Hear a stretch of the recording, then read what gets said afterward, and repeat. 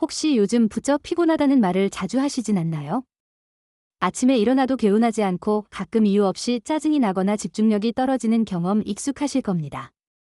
대부분 사람들은 이런 증상을 스트레스 때문이겠거니 나이가 들어서 그렇겠거니 하면 넘깁니다.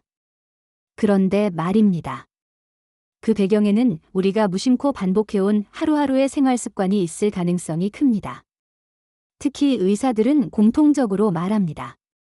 작은 습관이 결국은 병을 만든다. 건강을 해치는 건 드라마틱한 사건이 아닙니다. 매일 반복되는 어떤 행동이 서서히 그러나 확실하게 뭔가 몸을 망가뜨리는 거죠. 문제는 우리가 그것이 문제인 줄도 모르고 살아간다는 겁니다. 오늘 영상에서는 의사들이 실제로 경고하는 최악의 생활 습관 7가지를 다룰 겁니다. 겉으로 보기엔 별 문제 없어 보이고 심지어 많은 사람들이 그게 뭐 어때서?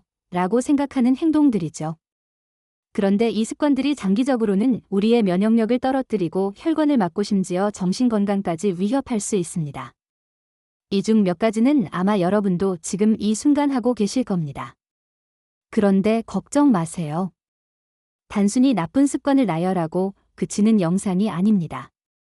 왜 그 습관이 위험한지, 의학적으로 어떤 문제가 생기는지, 그리고 어떻게 바꿔야 하는지까지 구체적으로 알려드릴 겁니다. 건강은 어느 날 갑자기 무너지는 게 아닙니다.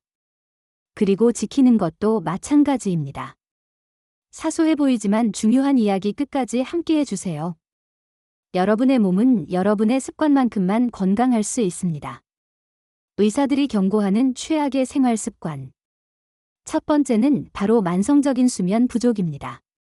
우리는 종종 수면을 줄일 수 있는 자원처럼 취급합니다. 바쁠 땐 잠을 줄이고 할 일이 많을 땐 밤을 새우고 잠은 성공한 다음에 자면 된다고 말하기도 하죠. 그런데 이건 몸이 아니라 뇌와 면역계에 큰 비용을 청구하는 행동입니다.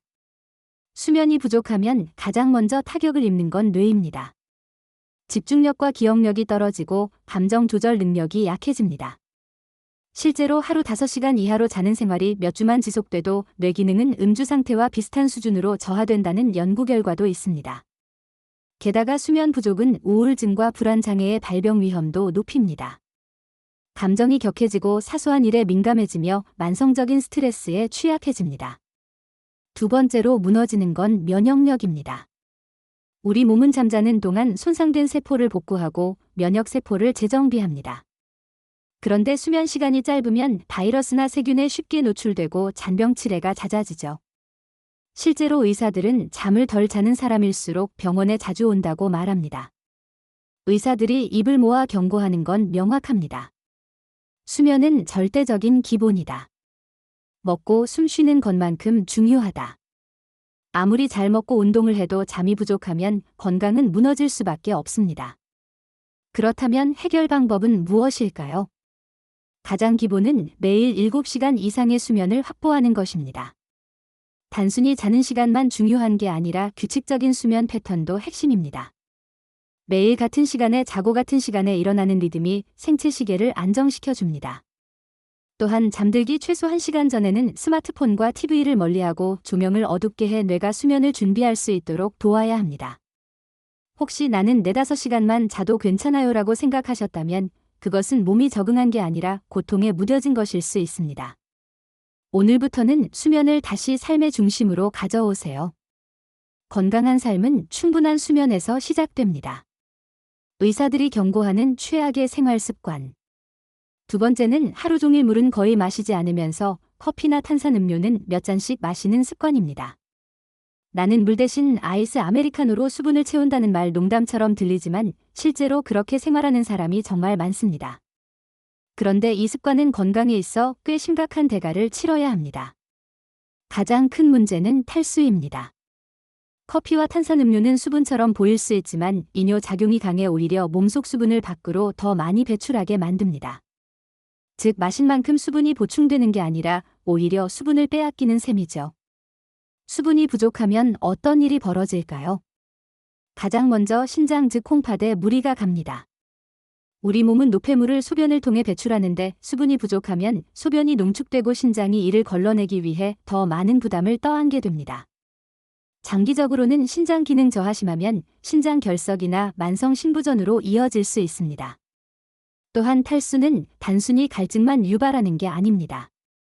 피로감, 두통, 집중력 저하 심지어 변비와 피부 트러블까지도 물 부족에서 비롯될 수 있습니다.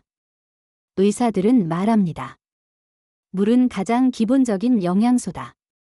그런데 이 기본을 빼먹는 사람이 너무 많다. 한 가지 더 짚고 넘어가야 할 것은 커피와 탄산음료에 들어있는 카페인과 당분입니다. 카페인은 중추신경계를 자극해 일시적인 각성을 유도하지만 과다 섭취 시 수면질을 떨어뜨리고 심장을 빠르게 뛰게 만듭니다. 탄산음료는 한 잔에 각설탕수계 분량의 당을 함유하고 있어 비만과 당뇨, 지방간 위험을 크게 높입니다. 그렇다면 어떻게 해야 할까요? 대단한 변화가 필요하지는 않습니다. 단지 물을 주 음료로 삼는 것, 이것만으로도 몸이 놀랍도록 달라질 수 있습니다. 하루 1.5리터에서 2리터의 물을 마시는 것이 이상적이며 커피를 마시더라도 같은 양의 물을 함께 마셔 수분 균형을 맞추는 습관이 중요합니다. 탄산음료는 가능하면 줄이고 탄산수나 무가당차로 대체하는 것도 좋은 방법입니다. 건강은 늘 기본에서 무너지고 기본에서 회복됩니다. 물을 마신다는 단순한 행동이 사실은 신장을 살리고 몸 전체를 살리는 결정적인 습관이 될 수 있다는 것 잊지 마시기 바랍니다. 의사들이 경고하는 최악의 생활 습관. 세 번째는 하루 대부분을 앉아서 보내는 생활, 즉 운동 부족입니다. 요즘 시대에 가장 흔하면서도 가장 위험한 습관입니다. 책상 앞에서 하루 8시간 이상을 보내는 직장인, 수업과 과제를 반복하는 학생. 심지어 집에 와서도 소파에 앉아 스마트폰을 붙잡고 있는 우리. 몸은 거의 움직이지 않지만 시간은 계속 흐릅니다. 우리는 그렇게 움직이지 않는 습관 속에 익숙해져 버렸습니다. 그런데 문제는 우리 몸은 그렇게 설계되지 않았다는 것입니다. 인간은 걷고 서고 움직이도록 진화해왔지 장시간 앉아 있도록 만들어진 존재가 아닙니다. 그래서 장시간 앉아 있는 습관은 곧장 혈액순환 장애로 이어집니다. 다리 정맥의 혈액이 고이고 엉덩이 근육과 하체 혈관이 눌리며 결과적으로 심장으로 가는 혈류 흐름 자체가 둔해집니다. 이로 인해 심혈관 질환의 위험이 높아지고 특히 당뇨병 발병률도 증가합니다. 왜냐하면 움직이지 않으면 근육이 포도당을 연소하지 않기 때문입니다. 포도당은 혈액 속에 남아있고 이는 곧 혈당 상승으로 이어집니다. 운동 부족은 인슐린 저항성을 악화시키고 결국 제2형 당뇨병의 직접적인 원인이 될 수 있습니다. 의사들이 이 부분에 대해 말하는 경고는 간단하면서도 강력합니다. 하루 10시간 앉아있는 사람은 담배를 피우는 사람 못지않게 건강을 위협받고 있다. 단순히 운동을 하지 않는다는 문제가 아니라 장시간 앉아있는 행위 자체가 하나의 독립적인 건강 리스크로 간주되고 있는 겁니다. 그렇다면 우리가 할 수 있는 일은 뭘까요? 모든 사람에게 헬스장을 가라고 말할 수는 없습니다. 그러나 누구나 할 수 있는 대안은 분명히 있습니다. 첫째, 30분마다 한 번씩 일어나서 1분 걷기. 이는 혈액순환을 회복시키고 근육을 자극하는 데 매우 효과적입니다. 둘째, 점심시간에 최소 10분 이상 빠르게 걷기. 엘리베이터 대신 계단 이용하기처럼 생활 속에서 의식적으로 움직임을 늘리는 겁니다. 셋째, 앉아있을 때도 허리를 곧게 펴고 간단한 스트레칭을 수시로 해주는 것만으로도 큰 차이를 만듭니다. 운동은 더 이상 추가적인 노력이 아니라 건강을 유지하기 위한 필수 조건입니다. 앉아있는 습관이 편할 수는 있어도 그 대가는 결코 가볍지 않습니다. 내 몸을 지키는 첫걸음은 자리에서 일어나는 것에서 시작됩니다. 의사들이 경고하는 최악의 생활 습관.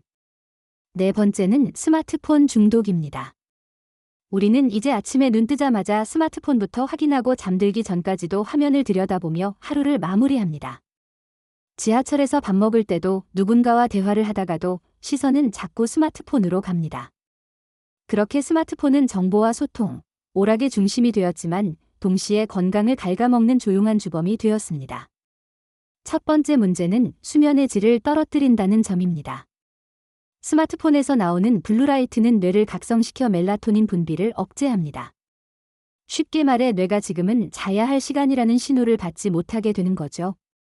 그래서 스마트폰을 보다가 잠드는 사람들은 깊은 잠을 자지 못하고 자고 나서도 피곤함이 가시지 않는 경우가 많습니다. 수면이 부족하거나 질이 떨어지면 그 여파는 면역력 저하, 집중력 저하, 감정 기복 등으로 이어집니다. 두 번째는 눈 건강 악화입니다. 작은 화면을 가까이 해서 오래 응시하면 눈의 초점을 조절하는 근육이 과도하게 긴장하게 됩니다. 이것이 지속되면 눈의 피로, 안구 건조증, 심하면 시력 저하로 이어질 수 있습니다. 특히 성장기 아이들과 청소년의 시력에 치명적입니다. 그리고 마지막으로 우리가 자각하지 못한 채 방치하고 있는 게 바로 자세 문제입니다. 스마트폰을 볼 때 대부분 고개를 숙이고 목을 앞으로 뺀 자세를 취하게 되는데 이른바 거북목 증후군입니다. 이 자세는 목뼈, 어깨, 허리에 지속적인 압력을 가하면서 통증과 디스크, 심지어 두통까지 유발합니다. 의사들은 입을 모아 경고합니다. 스마트폰은 현대인의 건강을 천천히 무너뜨리는 디지털 담배다. 중독성이 강하고 해로운 줄 알면서도 쉽게 끊지 못한다는 점에서 아주 유사합니다. 그렇다면 대안은 무엇일까요? 첫째, 수면 1시간 전에는 스마트폰을 손에서 놓는 습관이 중요합니다. 대신 종이책을 읽거나 조용한 음악을 듣는 것으로 전환해 보세요. 둘째, 스마트폰 사용 시간을 의식적으로 제한하는 것이 필요합니다. 하루 총 사용 시간을 체크할 수 있는 앱을 활용하거나 특정 시간대엔 앱 알림을 꺼두는 것도 도움이 됩니다. 셋째, 눈 건강을 위해서는 20, 20, 20 규칙을 지켜보세요. 20분 사용마다 20피트, 약 6m 거리의 사물을 20초 이상 바라보는 습관입니다. 스마트폰은 우리의 삶을 편리하게 만들었지만 건강까지 책임져 주지는 않습니다. 기술은 도구일 뿐이고 그 도구에 지배당할지 주인이 될지는 우리의 선택에 달려 있습니다. 의사들이 경고하는 최악의 생활 습관. 다섯 번째는 불규칙한 식사 습관과 야식입니다. 누구나 한 번쯤 나도 좀 고쳐야겠다고 생각은 하지만 쉽게 바꾸지 못하는 문제입니다. 아침은 거르고 점심은 대충 때우고 저녁은 늦게 폭식하고 자정쯤 되면 출출해서 또 무언가를 먹는 생활. 특히 바쁘게 사는 현대인에게 이 패턴은 너무나 흔합니다. 그런데 이 무심한 식사 습관이야말로 소화기 건강과 신진대사 시스템을 무너뜨리는 주범입니다. 첫 번째 문제는 위장 질환입니다. 식사를 거르거나 너무 늦게 하면 위는 규칙적인 활동을 하지 못하고 산을 과도하게 분비하게 됩니다. 이때 위벽이 자극을 받으면서 위염, 역류성 식도염, 소화불량 같은 질환이 생기기 쉽습니다. 특히 야식은 위장이 쉬어야 할 시간에 다시 일을 시키는 격이어서 위산 역류나 속쓰림의 원인이 됩니다. 두 번째 문제는 대사 이상입니다. 우리 몸은 일정한 리듬에 맞춰 에너지를 흡수하고 소비하는데 불규칙한 식사는 이 리듬을 무너뜨려 인슐린 저항성 증가, 체지방 축적, 혈당 조절 실패로 이어집니다. 결국 당뇨병, 고지혈증, 지방간 등 대사증후군의 위험이 높아지는 것이죠. 의사들은 이 부분에 대해 이렇게 경고합니다.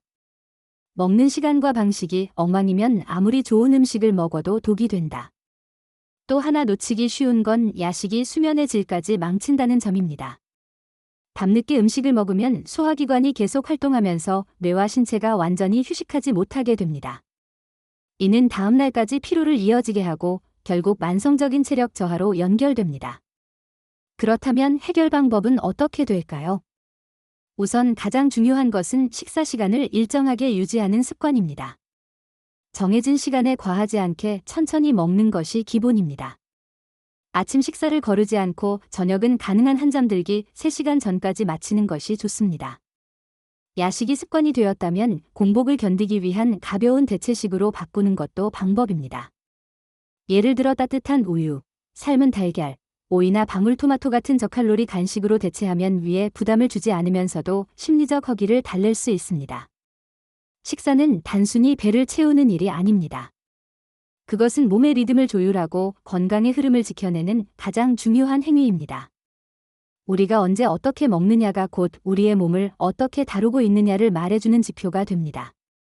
이제는 무심히 먹는 습관에서 의식적으로 건강을 선택하는 습관으로 전환할 때입니다. 의사들이 경고하는 최악의 생활 습관. 여섯 번째는 스트레스를 흡연이나 음주로 해소하는 습관입니다. 하루 종일 쌓인 피로와 압박감에 이 한 잔이면 잊혀질 거야? 한 대 피우고 나면 마음이 좀 가라앉더라라는 말 익숙하시죠? 처음엔 단순한 위로였을지도 모릅니다. 그러나 그 위로가 반복될수록 몸은 조금씩 망가지고 있다는 사실을 우리는 자주 잊습니다. 문제는 흡연과 음주는 스트레스를 해소하는 것이 아니라 일시적으로 감각을 무디게 할 뿐이라는 점입니다.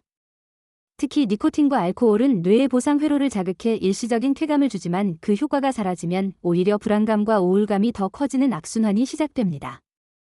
흡연은 말할 것도 없이 폐를 직접적으로 손상시키고 기침, 천식, 만성 폐질환, 폐암의 주요 원인입니다.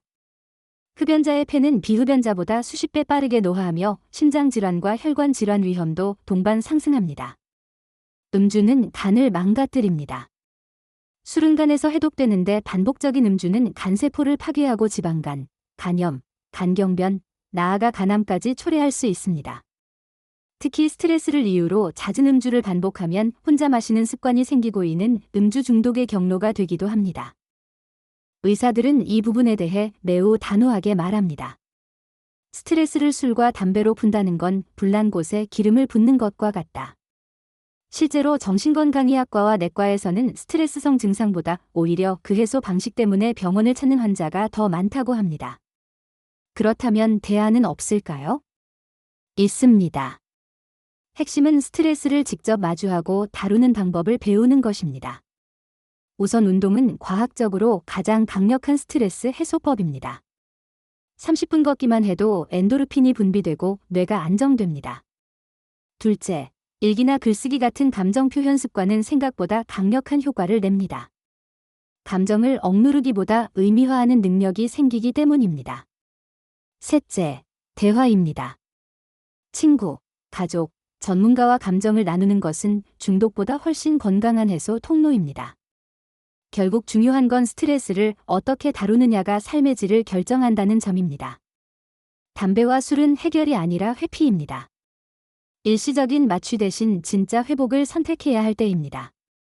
당신의 감정은 당신의 선택을 그대로 반영합니다. 의사들이 경고하는 최악의 생활 습관, 마지막은 정기 건강검진을 무시하는 것입니다.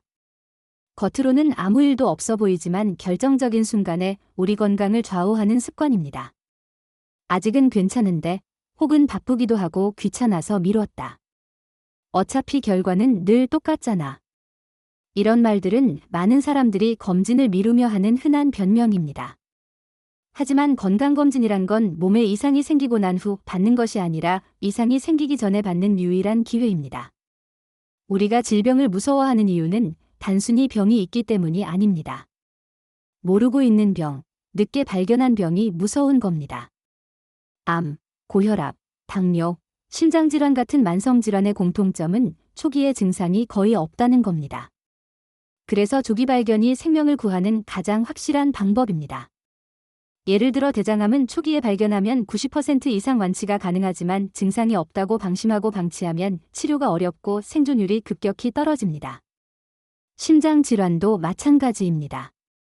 아무런 징후 없이 심근경색으로 쓰러지는 경우는 드물지 않지만 사전검진으로 위험 신호를 포착하면 예방할 수 있습니다. 의사들은 입을 모아 경고합니다. 건강검진은 선택이 아니라 필수입니다. 진단보다 늦은 치료가 더 비싸고 더 아프고 더 후회하게 만듭니다. 특히 40대 이후에는 기본검진 외에도 추가적인 혈액검사, 내시경, 영상진단 등을 통해 잠재 질환을 확인하는 것이 매우 중요하다고 강조합니다.